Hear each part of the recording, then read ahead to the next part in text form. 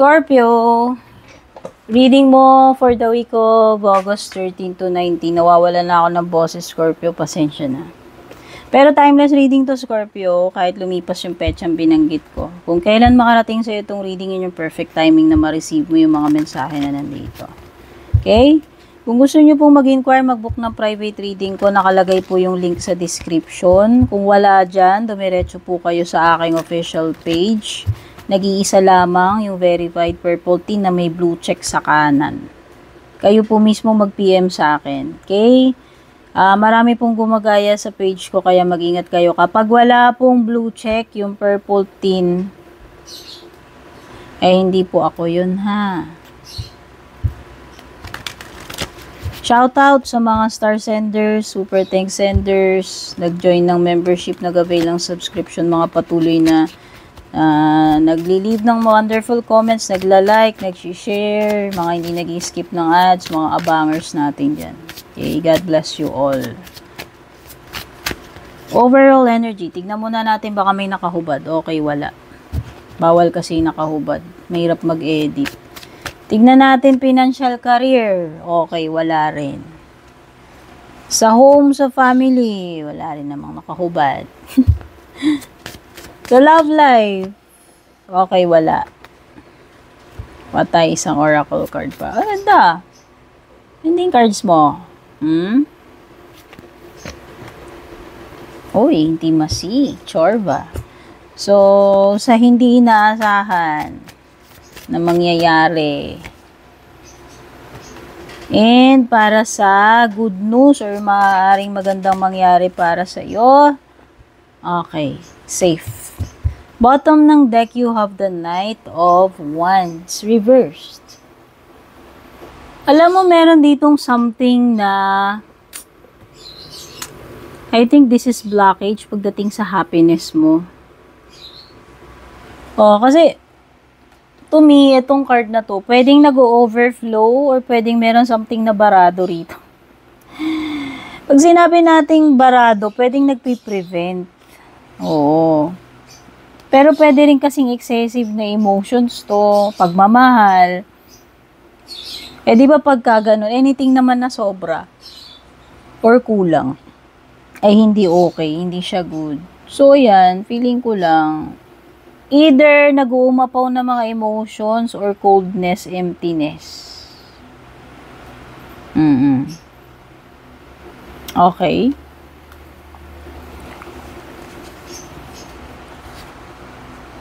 Ano pa? Oo, kasi pwedeng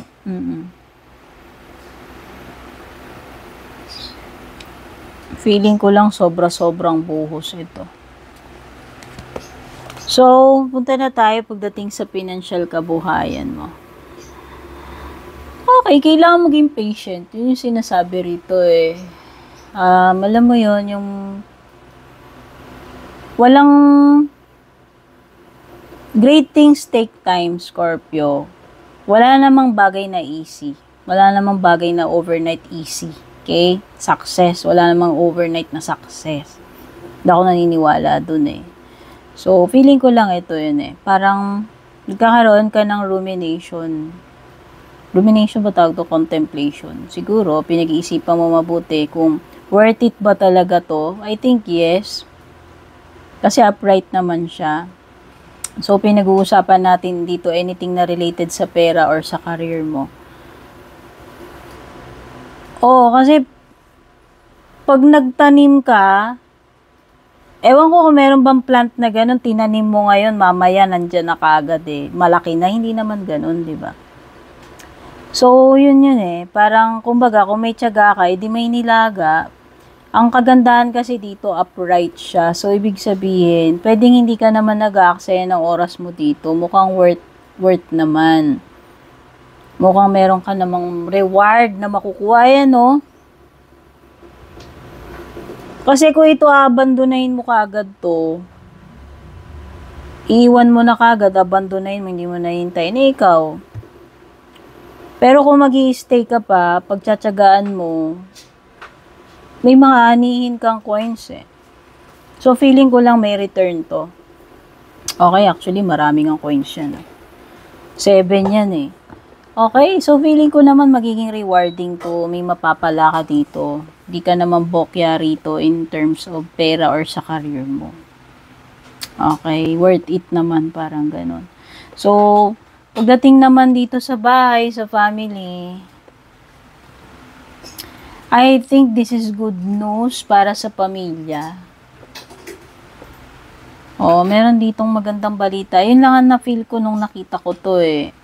Or parang merong, ewan ko, bisita ba to? Mensahero? Baka may pupunta dyan, may dalang magandang balita para sa inyo, sa pamilya ninyo. O baka may dalang regalo? Or yun. Either meron siyang dalang regalo, magandang balita. Related sa bahay, sa family. Okay?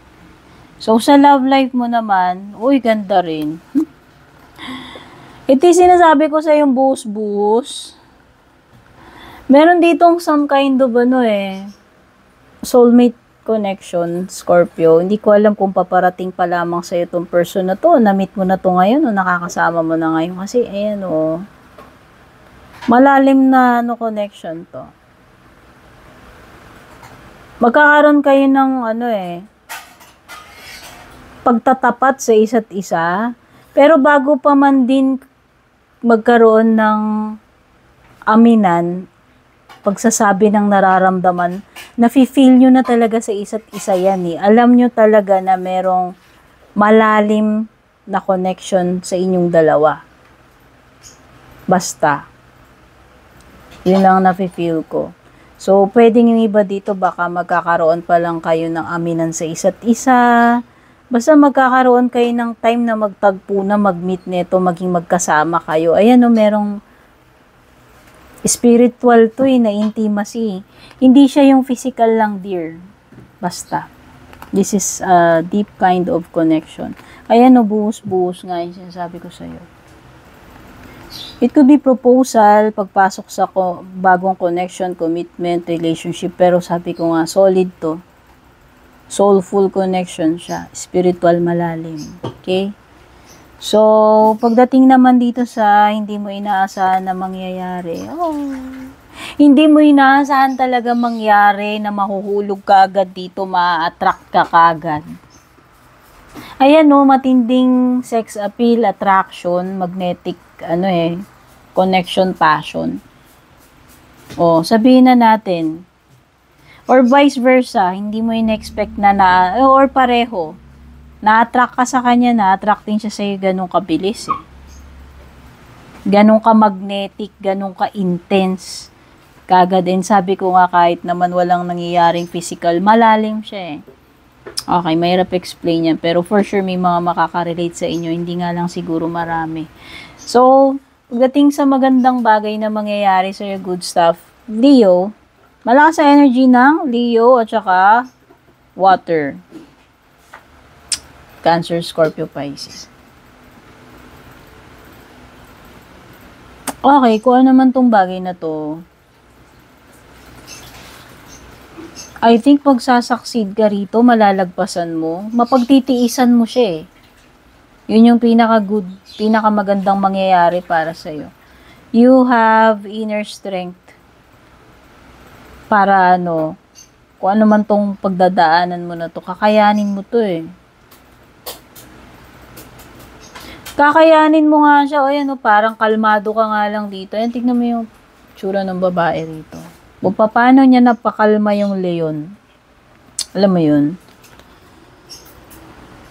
Akala mo may superpower si ate, pero ang totoo nun, meron lang siyang inner strength. And yun yung meron ka this week. To be able to survive kung ano man itong kakaharapin mo eh.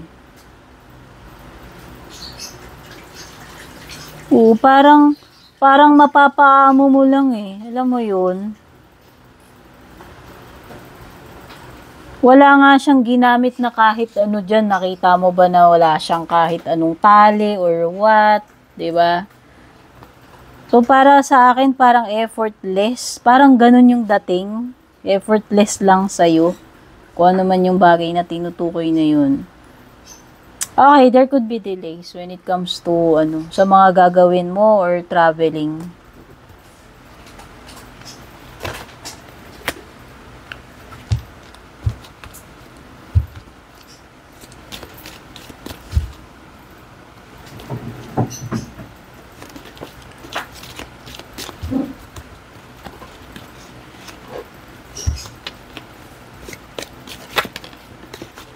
Ano ba ibang paparating sa iyo? Spiritual development, enlightenment, awareness, and understanding. Okay. O, parang may leveling up sa'yo dito sa spiritual mo. O, yun ba kayo, no? Kasi spiritual connection, pwede rin eh. Pero pwede rin itong sa sarili mo eh. Or meron ditong something na mabibigyan ng confirmation sa'yo. Kaliwanagan. Torch kasi yan eh, magliliwanag yung situation. O, kasi dito parang may enlighten, maiintindihan na kung noong una hindi mo maintindihan yan, di ba? Parang mas lumalim yung pananaw eh, yung isa doon na feel doon. So, meron daw ditong person na maaaring ikaka-disappoint mo kasi bibiguin ka niya eh. Akala mo maaasahan mo siya pero hindi siya sincere, hindi rin siya dependable. Okay? If-fail ka niyang person na yan sa expectation mo sa kanya. Okay, hindi ako doctor, disclaimer, pangungunahan ko na kayo, pero meron something dito about health. Pay attention to your health, Scorpio. Okay, sa doctors lamang kayo pupunta for medical advice, ha? Palagi ko sinasabi yan. Vacation, baka yung iba sa inyo makakapag-bonding kayo. Relax, pahinga man lang, no? Time out. Whether ikaw o kasama mo yung mga loved ones mo, kaibigan mo. Ito yung break na inaasahan mo siguro. Okay. Good news, di ba? Binabanggit ko sa'yo kanina pa, yung sa family. Pwedeng meron, basta may mensahero, may magandang balitang dala-dala. Ito na yung inaantay mong magandang balita. Check na natin, Scorpio, ano pa yung mga closing messages for you, payo ng reading na ito, or kasagutan sa tanong mo. In the near future, ayan na yung hint. Malapit na to kasi near future na kung ano may tinutukoy dyan. O baka yung good news o yung mga energies na pinag-uusapan natin dyan kanina. Sa dami niyan. Pero meron din something dito about a year from now. Okay, baka yun yung mga ininvest mo ito kanina.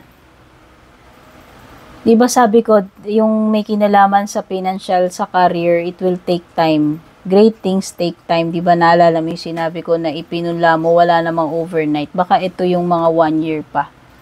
Something na related sa pera, investment, or sa career mo. Developments. Okay?